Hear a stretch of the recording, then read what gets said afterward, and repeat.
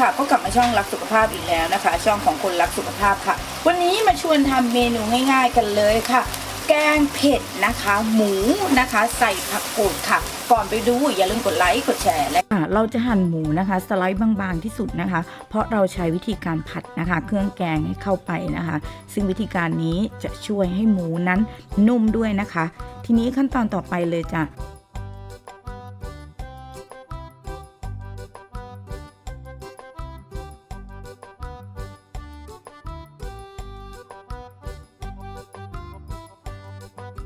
เราก็จะใช้น้ำมันมะกอกลงไปเลยค่ะ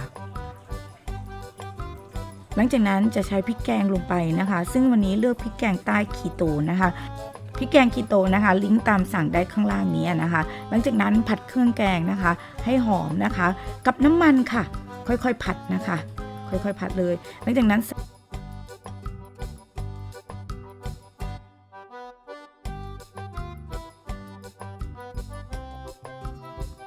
ใส่น้ำลงไปนิดนึงนะคะ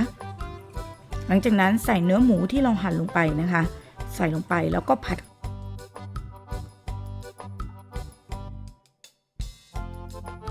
เครื่องแกงนะคะให้เข้ากันเป็นน้ำคลุกคลิกเลยนะคะประมาณนี้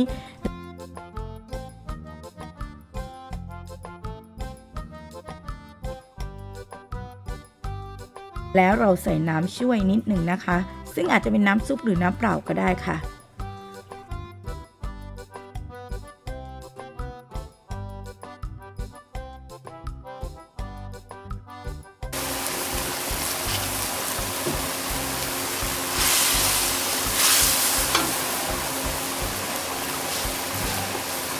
ซีอิ๊วขาวค่ะน้ำปลานิดนึงนะผงปรุงรสค่ะ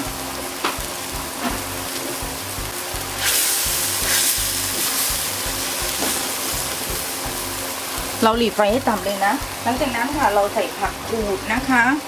นี่เป็นผักกูดของแอดมินหลังบ้านเนาะที่บ้านปลูกไว้เยอะเลยนะคะตั้งหลายนี้นะใส่ลงไปเลยค่ะ